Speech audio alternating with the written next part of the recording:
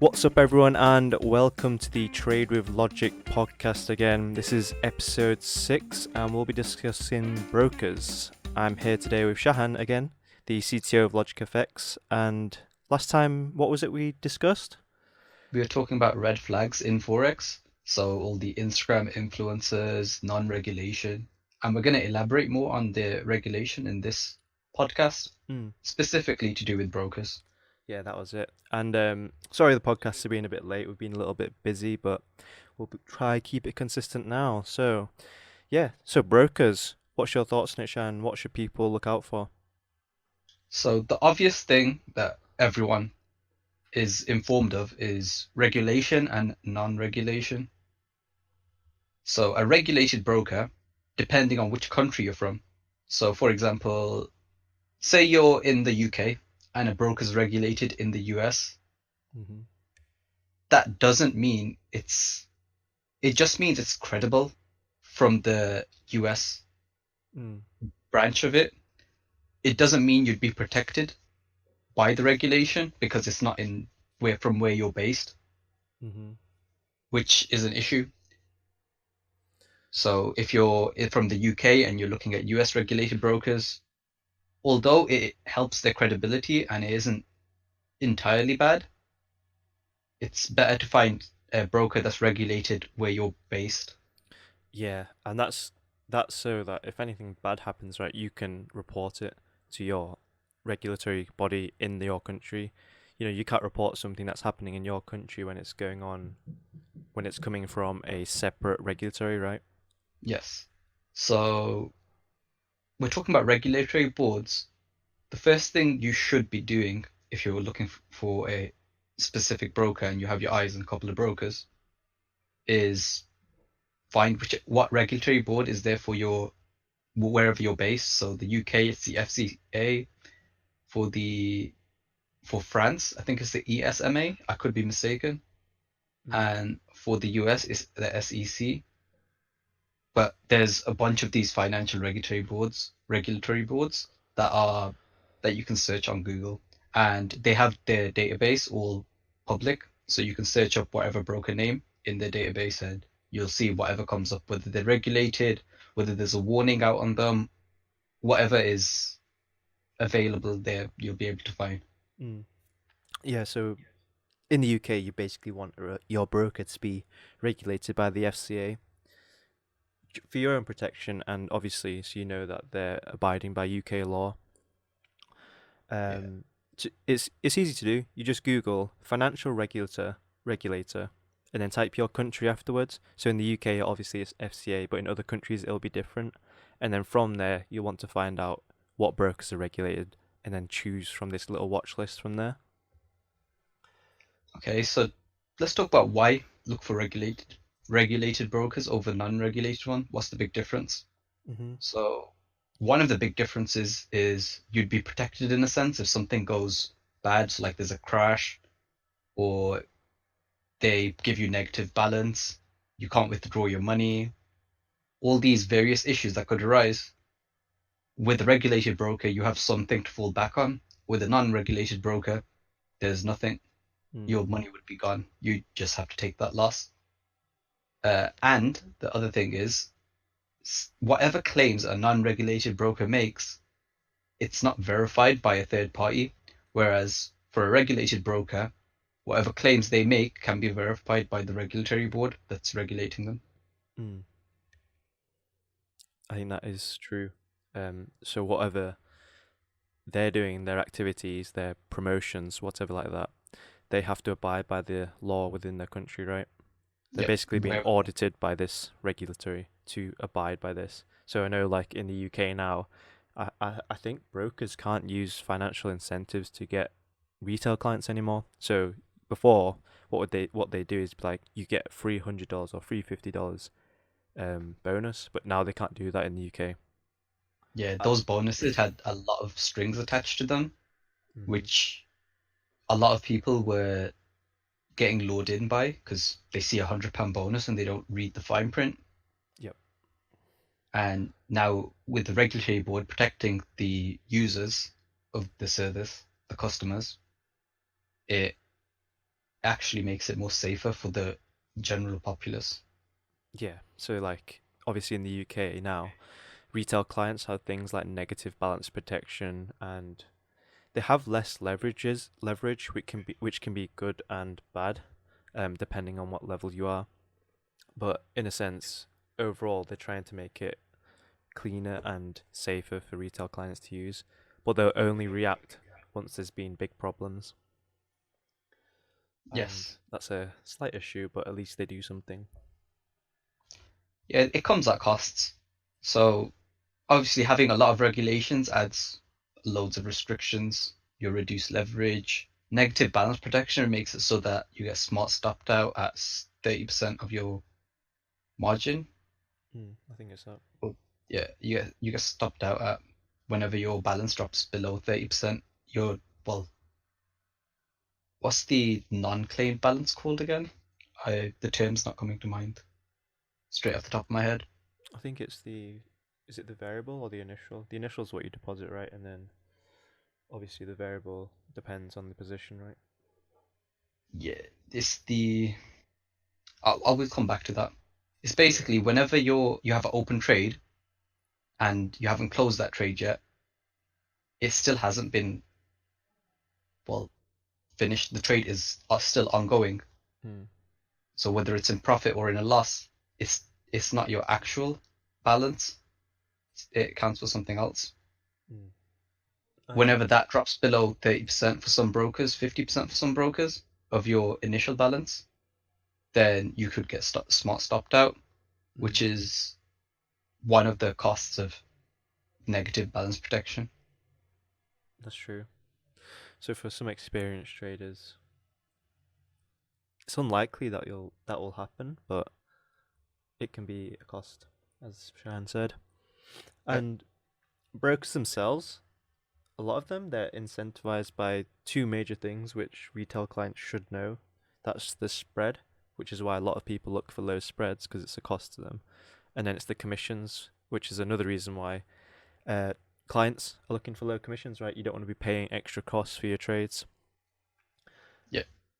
And there's some inherent flaws with this structure of being charged for spread and commissions. So Yes. So I'll go into that. yeah.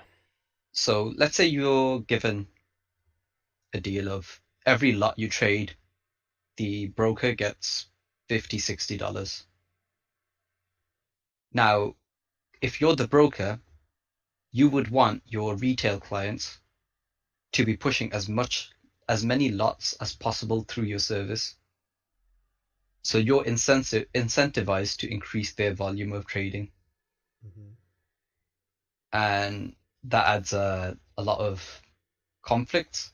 So one I know that's pretty common is a broker would make certain indicators or target levels or various uh, tools to incentivize your trading to make you trade more Mm. built into the platform they use. So I know for the current broker I'm using and the platform I'm on is CTrader. They have this as soon as you download the software, there's these target levels. These target levels, they're not well, they're okay, but they don't have any of the logic behind it. They don't explain why all these target levels are there. It's just a Hmm. way to get people to impulse trade. It's like skewing your Yeah. perception of the markets, right? Yeah, and well, if you're a newer trader, you would some quite a lot of people might have put a couple of lots onto trades that are based on that target level, Mm. which the broker would want them to do as they get more commission off their either their spreads or the commission per lot. That's it. And that's another reason why basically broker education and broker analysis, all those factors you should really take with a pinch of salt because in the end, they're incentivized for you to trade more and to trade with higher lot sizes. Frequency. Yes. So trade more and they want you to trade with more money. They want you to leverage more. And this is a problem. This is the reason why a lot of brokers will tell you to trade on news, when in fact trading on news is a ridiculous, like it's a gamble essentially. and Yeah, it's if really you not don't in know your what you're favor. doing, Trading it's on not the volatile always. piece itself is very, Well, yeah, what's it's the very word? volatile. Yeah, it's just insanely volatile. It's not in your favor because they control spread as well, which is another cost to you. So even if you do trade on news, the spread goes insanely wide where you wouldn't make anything over the long term. They're the casino, you're the player. They're the only ones making the money, and they're Yep. also creating the structure for you to play like a casino. So you're always going to lose in the long term if you abide by their rules. Yes. Unless you go at it a more smarter approach and you know exactly what you're getting into. Mm. So So when you're looking at a forex broker, there's two generalized types. It goes into more like specifics, but there's one called a dealing desk and one called a non-dealing desk. You might have heard these terms and you're not sure what they mean. So what a dealing desk is basically uh, the broker, if they don't have enough volume to match your sell order, they could take the opposite position of your trade to match it, because most retail traders lose. So them taking the opposite position to you is beneficial to them, and they might take a little bit more on top of from the spread as well. mm. Whereas a non-dealing desk broker will charge higher spreads and higher commissions, or higher spreads or a flat commission as their main source of making profit for the broker. Mm-hmm. And then even then, right, you don't know what goes on behind the scenes, even if they're only charging the spread and commission. They may still be siphoning off this data, which is essentially illegal, but they could be doing it. You don't know because you're not in control of that back end data. Yes. And the first option, which Shahan said, where they take the opposite trade to you, essentially, as many of you should know, up Is to a massive 90%, conflict. yeah, so up to 90% of the retail clients lose money. So why wouldn't you take the opposite trade as a business, right? You'd have a Yep. 90% success rate. You'd be winning all the time and never losing. It's like an ultimate business. That's why they're required to disclose what type of broker they are. Mm. Now, some of these brokers could lie. They could say they're a non-dealing desk, but end up being a dealing desk through some loopholes or weird wordplay. Mm. But if they're regulated, you at least have a regulatory board that you can trust to, well, check if they actually are what they say they are. And if they aren't, you could sue them, and there's a place that you can sue them because of the regulatory board. You can sue them through a regulatory board, or you could at least confirm whether they are a dealing desk or a non-dealing desk. Now, there's obviously more types. That's just a really broad category: dealing desk and non-dealing desk. Mm. It goes into like exact methods of execution, how it works, but that's a long topic that should be worded out Mm-hmm. thoroughly. But they're the main conflicts that brokers have, which is obviously the spread commission. You're incentivized to trade more and with more money. And then obviously there's that OTC gain, which is where they take the opposite trade to you. And what else is there, Shan? What So else should retail spreads. clients look out for? Oh, I've noticed this as well. When I signed up to my broker first, well, a couple of brokers, they would ask for your phone number, they'd give you a call, or they'd follow up with you with an email Mm. from like a sales staff, and they would try to get you to move on to live or make it seem as if going live is a good option for you, like straight away. So if you sign up a demo account and you give your phone number, they'd be like asking you questions about various things, and until it like gets worded in a way that makes you think going live is a good option with them. Obviously, it's part of their business model. They have to retain their clients, but you should be aware that it's part of the business model and not get lured into changing how you're going to approach Forex just because of a call from a broker. That's it. Their business model is designed for them to win, not you. So always keep that in mind whenever whatever comes out of a broker's mouth, any social content, any content at all, education, you really need to remind yourself that they're incentivize you to basically they're incentivized for you to basically lose all the time. Think of it like a casino. They're the casino, you're the player. And if you remember it as that, you'll always be skeptical, at least, of the stuff they'll say and not take it on board as professional advice. Because what they'll do is they'll just name a random person who works in the broker as a professional technical analyst or a professional analyst, right? Just on social media, but there's no backing, there's no claims to this. And it's quite a big issue for people with fresh eyes. But if you're a bit more skeptical, you'll realize that obviously they're BSing a little bit about this. This guy knows nothing. He's just Professional regurgitating. analyst, that term, professional analyst, it just means they're paid to analyze. It doesn't mean they're good at it. It doesn't mean they have the necessary qualifications and such. It just means they're paid to analyze, and that would be technically the correct thing to call them. And yeah. Got anything else to say about brokers then? The retail traders? Yes.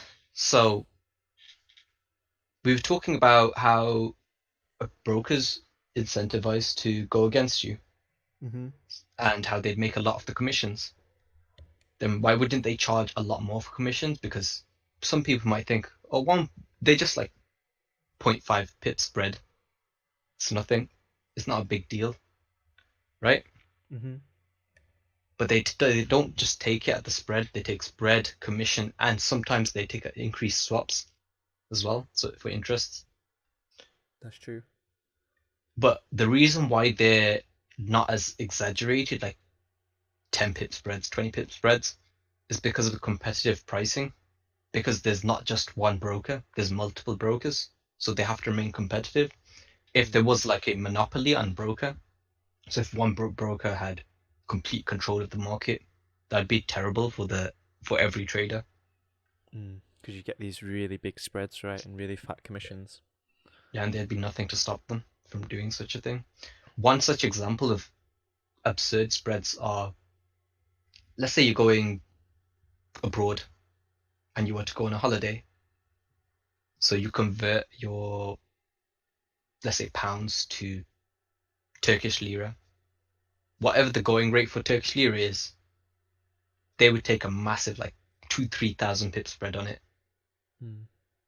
And they would make their commissions off that because, well, that's how they make your money, options right? at that time are restricted. You can't go get competitive pricing for it unless you plan way in advance. Most people don't. And we're lucky that that type of situation isn't apparent in Forex. That's true. And there's a lot of regulation and protection. For newer markets such as the cryptocurrency market, there's definitely a lot more shady and what's the word? Poor business practices. Yeah, unethical. Yeah, unethical business practices that go on in that space, which we're lucky that it doesn't happen to that extent in Forex, but it's starting to bleed out into the other markets from the cryptocurrency space. I've noticed it a lot in recent years, how after the crypto boom, all these influencers and such are moving out into these other markets to try and exploit these markets in the same way they did the cryptocurrency one. Yeah, essentially they exploit the hype. Yep. And I've especially seen a growth in trading-based MLMs recent years. They're starting to fall off because, well, how would you sustain such a thing? It's completely unsustainable. Yep. But that's a topic for another day. Just to point out, one of the main MLMs in Forex is actually being scrutinized by the FCA. So the FCA has called them out for being an unregulated body, which is practicing financial instruments, advising on financial instruments. That's it. Also, The ESMA has called them out. The Belgian services has called them out on an alert. Yep. The French board especially has specifically called them a scam targeted towards young and impressionable people, typically between the ages of 18 to 25, selling them some dream of like crazy material gain. Yep. So And just those are the type of people to fall for such a thing. so you really need to check that before you. That's the importance, right, of financial regulators. Yeah, If you don't at check least, that, yeah. you could have protected yourself from a potential scam or a really unethical business. Yeah.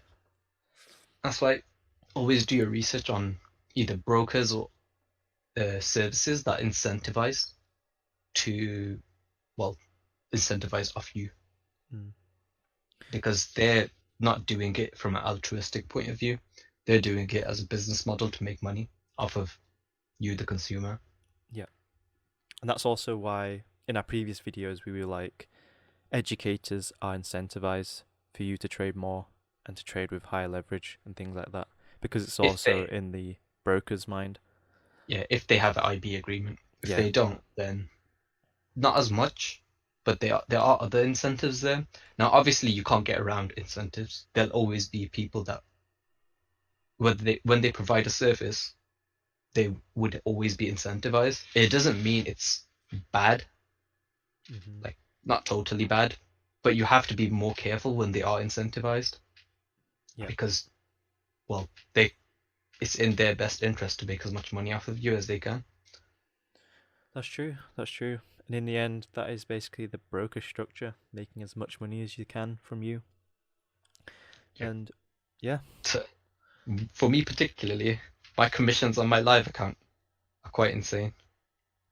I yeah, think I've paid more in commissions than I've made in trading, which is it insane. they can literally they can add up so much that it makes a massive difference. You can Yeah, make a bot, and you can literally prove this.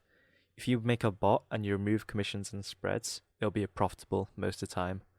yeah, it flies up the rate But of gain. because you've had spread and commission, these bots are no longer profitable, which is why a lot of these EAs and Forex robots don't work because they don't work with commission and spread.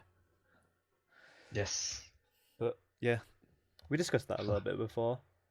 Yeah, my account goes up and down a lot, so it's not like a flat gain.